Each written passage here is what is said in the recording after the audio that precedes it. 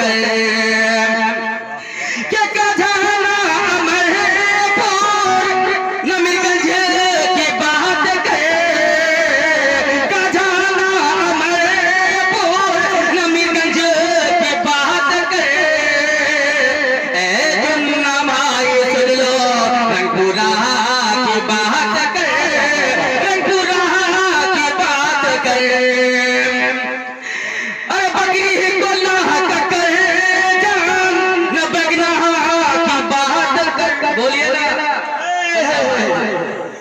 کہ بکری کو اللہ کا کر جان نہ بگنا کی بات کر اے ہیرا بھائی سن لو رنگ پورا کی بات کر رنگ پورا کی بات کر مختصر وقت کے لیے کہا گیا تھا لیکن میں نے بہت لمبا وقت لیا اس کے لیے معذرت تھا اب میں چاہتا یہ ہوں کہ پھر ایک بار بیان و خطابت کے اس ماحول میں آپ کو لیے چلوں جہاں علماء کرام کا ٹھاٹھے مارتا ہوا اور آپ سب کی توجہ جو علماء کرام کی طرف مرکوز ہے اس وقت میری نگاہ میری مراد جناب حضرت مولانا مفتی حسنین صاحب ندوی جو الحمدللہ جامعہ خلفائے راشدین جو ہمارا پورنیہ ضلع کا ایک ایسا ادارہ ہے جو الحمدللہ ندویت کو اس ادارے پر بہت ناز ہے بہت فخر ہے اور آپ اس ادارے کے خادم ہیں جناب حضرت مولانا حسنین صاحب ندوی دامت برکاتہم العالیہ میں اس وقت ان سے گزارش کرتا ہوں کہ تشریف لائیں اور اپنے مواعظ حسنہ سے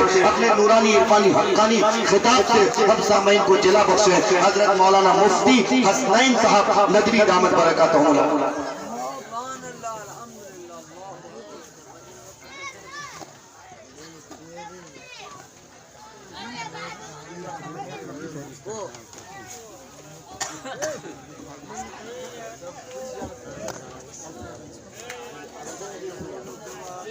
الحمد لله نحمده ونستعينه ونستغفره ونؤمن به ونتوكل عليه ونعوذ بالله من شرور أنفسنا ومن سيئات أعمالنا من يهده الله فلا مضل له ومن يضلله فلا هادي له ونشهد أن لا إله إلا الله وحده لا شريك له ونشهد أن سيدنا وسندنا ونبينا ومولانا محمدا عبده ورسوله صلى الله تعالى عليه وعلى آله وأصحابه أجمعين أما بعد فقال الله تبارك وتعالى بالقرآن المجيد والفرقان الحميد أعوذ بالله من الشيطان الرجيم بسم الله الرحمن الرحيم إنك لعلى خلق عظيم وقال رسول الله صلى الله عليه وسلم أنت ومالك ليبيك وقال رسول الله صلى الله عليه وسلم ما كان العبد في عون أخيه كان الله في عونه أو كما قال عليه الصلاة والتسليم اسٹیج پر تشریف فرما اساطین علم و فضل اور دور و دراز سے تشریف لائے ہوئے مہمان اعظام علماء ربانیین اور رنگ پورہ کے جلسے میں شرکت کرنے والے بزرگان محترم نوجوانان اسلام اور عزیز بچوں پردہ نشین خواتین اسلام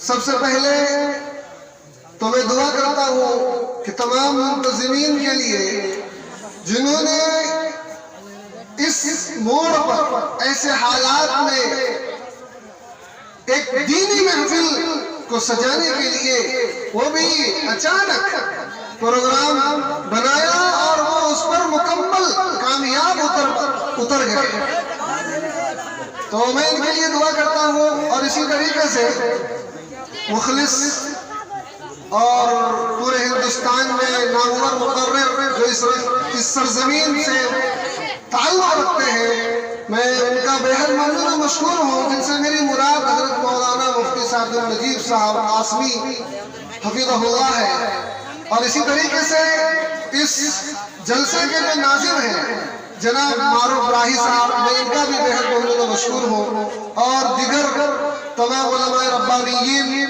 جن کا میں نام لوں یا نہ لوں، میں ہر ایک سے ماشاءاللہ عقیدت بھی رکھتا ہوں، میں ہر ایک کا بہت بہت مشکور ہوں۔ اور اس محفل میں آپ حضرات کی جو شرکت ہوئی ہے، ارادہ یہ کریں کہ جتنی بھی باتیں ایک سے ایک مقرر شعلہ بیان یہاں تشریف فرما ہے، ایک کے بعد دیگر آتے رہیں گے اور ہر کوئی علم کی موتیاں بکھیریں گے۔ بس ارادہ یہ رکھنا ہے کہ ہم اس پر عمل کریں گے انشاءاللہ۔ میں نے ایک آیت کریمہ اور 2 حدیث کا ٹکڑا چیدہ جگہوں سے آپ حضرات کے سامنے پڑھا ہے۔ میں انہی کی روشنی میں چند باتیں گوشہ گزار کرنا چاہتا ہوں۔ ربیع الاول کا مہینہ چل رہا ہے، آقا کریم سرور کونین صلی اللہ علیہ وسلم جو محسن انسانیت ہے، رحمت للعالمین ہے، میں ایک بچپن کے نرالے واقعات سے اپنی بات کا آغاز کرنے جا رہا ہوں کہ آقا کریم صلی اللہ علیہ وسلم کو جب دودھ پلانے کی غرض سے حضرت حلیمہ سعدیہ اپنے ساتھ لے کر گئی، درمیان میں بہت سارے انمول واقعات پیش آئے۔ چونکہ مجھے وقت مختصر ملا ہے، میں اپنے کم وقت کے اندر اپنے موضوع کو اور اپنی باتوں کو سمیٹنے کی جسارت کر رہا ہوں۔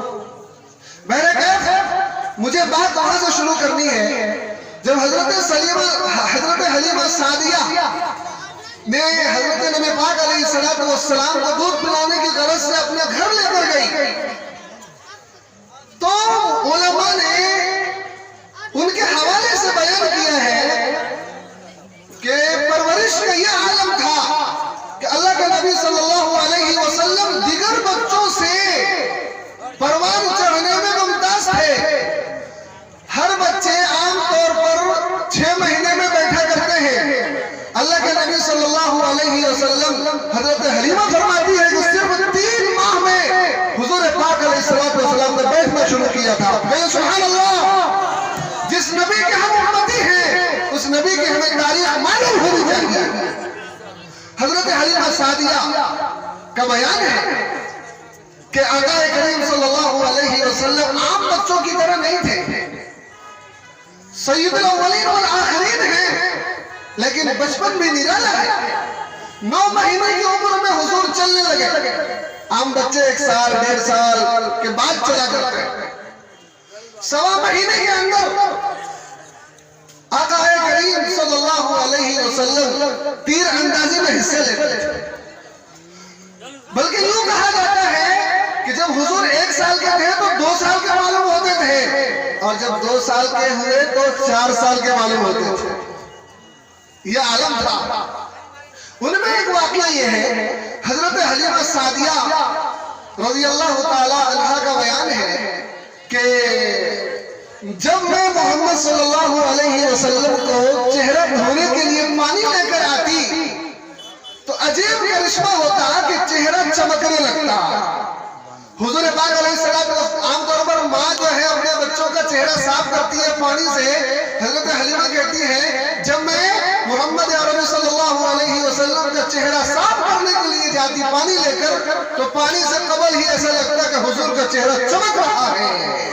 کہیے سبحان اللہ۔ کسی شاعر نے کیا خوب کہا ہے، نازا ہے جس پہ حسن وہ حسن رسول ہے، نازا ہے جس پہ حسن وہ حسن رسول ہے، وہ کہکشاں تو آپ کے قدموں کے دھول ہے، وہ کہکشاں تو آپ کے قدموں کے دھول ہے، اے کاروان شوق یہاں سر کے بل چلو، طیبہ کی راہ کا تو کانٹا بھی پھول ہے۔ کہیے سبحان اللہ۔ حضور پاک علیہ السلام ایک تو پوری کائنات میں خوبصورت، اس کے بعد آپ کی جو نشو نما ہے وہ بھی سب سے خوبصورت، سب سے نرالا ہے۔ اب جو مجھے بتانا ہے وہ یہ ایک واقعہ منقول ہے کہ حضرت حلیمہ سعدیہ کی ایک بیٹی جو حضور پاک علیہ السلام کی رضائی بہن ہے، اور ایک بھائی جس کا نام عبداللہ ہے جو رضائی بھائی، اللہ کے نبی علیہ السلام نے شیر خاردی یعنی دودھ پینے کے زمانے میں عدل کا پیغام دیا، انصاف کا پیغام دیا کہ رضائی بھائی کا بھی حق ہوتا ہے تو اپنے بھائی کا کتنا بڑا حق ہوگا۔ وہ پیغام کیا ہے محترم بزرگوں؟ پیغام یہ ہے، اللہ کے نبی علیہ السلام ایک پستان سے دودھ پیتے دوسرے پستان میں منہ تک نہیں لگاتے۔ حضرت حلیمہ سعدیہ کا بیان ہے کہ میں کوشش کرتی کہ محمد دونوں طرف سے دودھ پی لے، لیکن اللہ کے نبی علیہ السلام جدھر سے دودھ پیتے تھے ایک طرف سے دوسری طرف منہ نہیں لگاتے تھے۔ پیغام یہ تھا کہ میرا بھائی جو عبداللہ ہے، جو رضائی بھائی ہے، یہ اس کا حق ہے، میں دوسرے کے حق میں اپنا منہ نہیں لگاتا۔ بچپن میں یہ پیغام سب سے نرالا ایک واقعہ یہ ہے، حضور کی رضائی بہن ہے جس کا نام سیما تھا، حضرت حلیمہ کی بیٹی کا نام سیما تھا، وہ بکریاں چرانے کے لیے جاتی تھی۔ ایک دفعہ اس نے شرط لگا دی کہ میں اپنے بھائی محمد کو لے کر جاؤں گی تو بکریاں چرانے جاؤں گی ورنہ نہیں جاؤں گی۔ حضرت حلیمہ سعدیہ نے کہا کہ باپ پورے ہیں، میں کمزور ہوں، بیٹی یہ بچے کو لے جا کر کیا کرو گے؟ تم بکریاں چرانے جاؤ۔ تو کہا کہ میں جاتی ہی نہیں، میں لے کر ہی جاؤں گی۔ کہا وجہ کیا ہے؟ تو کہا وجہ یہ ہے کہ اماں ایک دفعہ میں اپنے بھائی کو آپ کے پوچھے بغیر لے کر گئی تھی، آپ کے بھائی کو میں اپنے بھائی محمد کو آپ سے پوچھے بغیر لے کر گئی تھی، تو نتیجہ یہ تھا کہ جہاں ہمارے بھائی محمد بیٹھے تھے ساری بکریاں وہاں گول ہو کر چڑھتی تھی، کہیں بھاگتی نہیں تھی، میں بھی محمد کو دیکھتی تھی اور ساری بکریاں بھی آپ علیہ السلام کے ارد گرد یعنی محمد بھائی کے ارد گرد چرا کرتی تھی۔ اچھا مجھے یہ بتانا ہے کہ بہن کی رضائی ہے، فتح مکہ کا وقت ہے، فتح مکہ کے موقع پر ان کی بہن جو ہے سیما یہ قید ہو کر آئی، قید میں ہے۔ بعد میں اپنے پہرے داروں سے کہا کہ تمہارا جو نبی ہے، تمہارا جو پیغمبر ہے، ان کو بلا کے لاؤ۔ تو کہا کیا بات ہے؟ کہا بلاؤ، وہ میرا بھائی ہے۔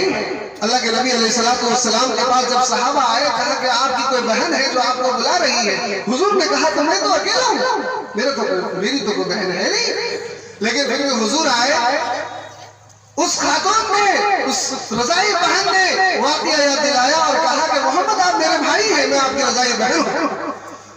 پھر کیا تھا؟ آقا کریم صلی اللہ علیہ وسلم نے اپنی چادر بچھا دی اور حضرت حلیمہ سعدیہ سے، حضرت سیما سے کہا بہن آپ اس پر تشریف رکھیے اور آپ آزاد ہیں۔ سننے کی بات یہ ہے، بہن کہتی ہے بھائی آپ نے مجھے آزاد کر دیا، میرے محلے کے لوگ قید میں ہیں، کیا کہیں گے؟ بہن تھی تو چھوڑ دیا، ہم لوگوں کو قید میں رکھا۔ کہا کہ بہن آپ کو جب میں نے آزاد کیا، آپ کی تمام جتنے بھی لوگ آپ کے ساتھ ہیں میں نے تمام کو آزاد کر دیا۔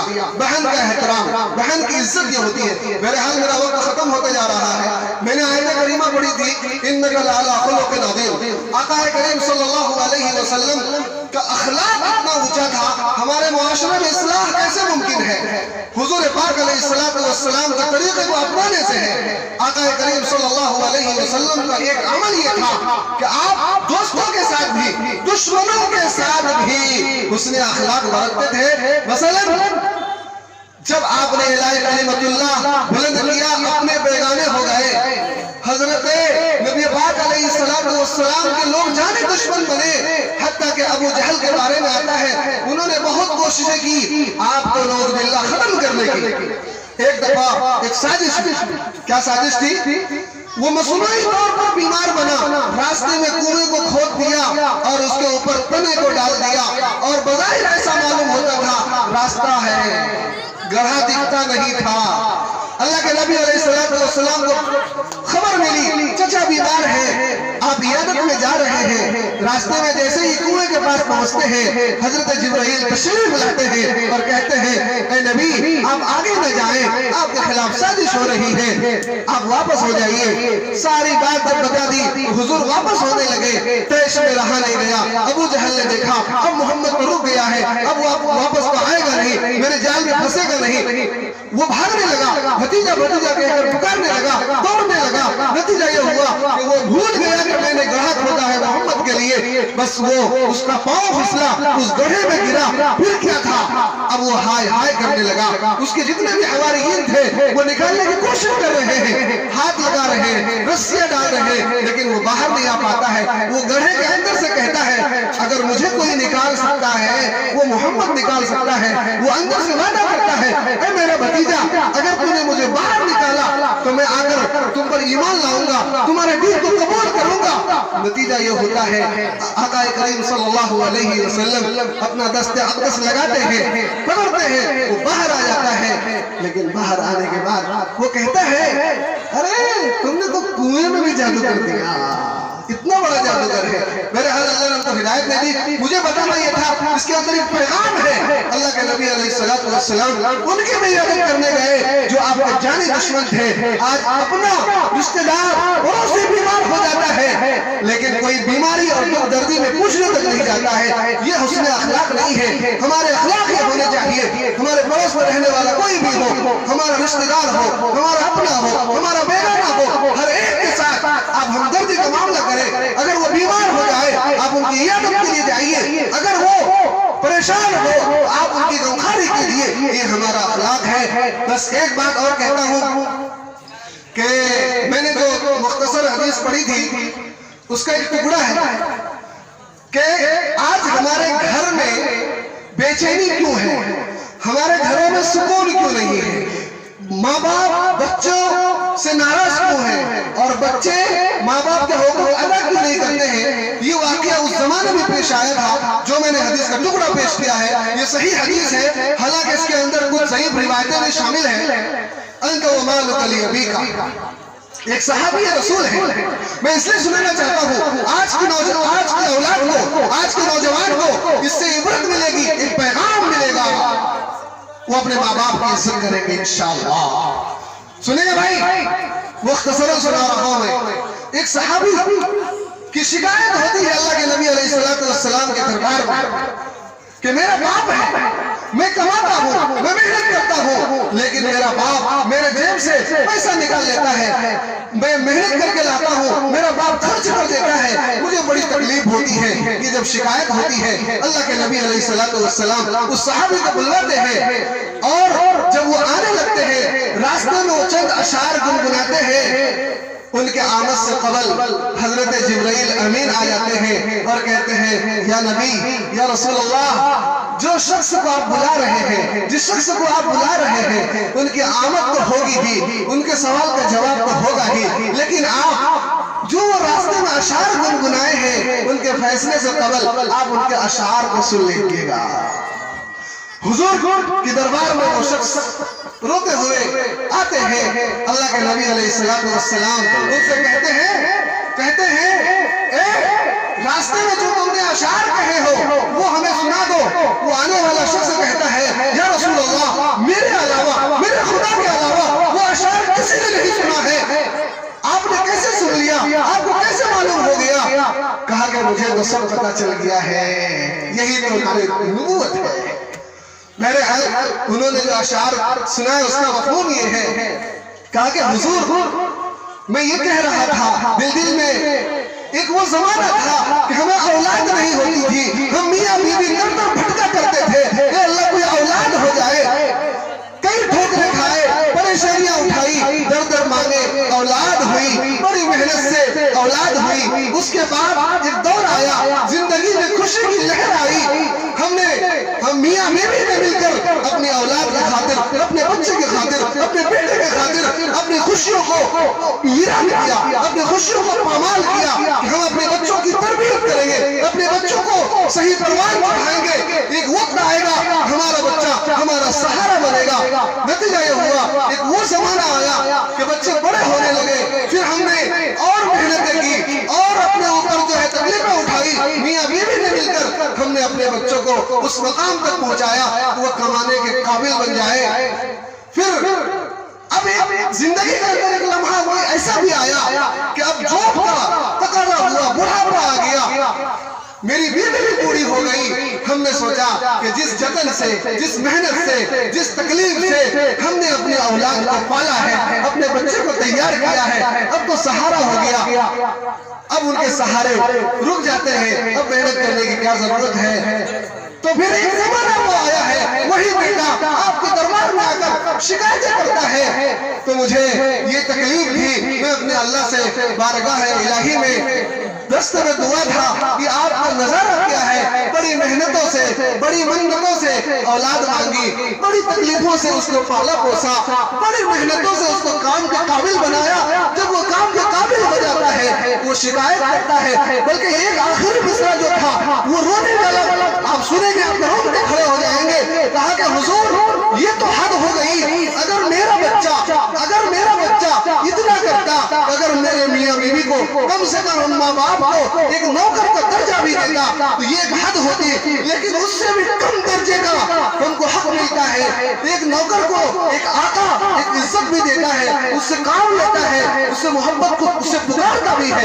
लेकिन ये मेरी औलाद है, नतीजा ये है हम बुढ़ापे का आलम में है, यही मेरी औलाद है जो नौकर के काबिल भी हम मियाँ बीवी को नहीं समझता है।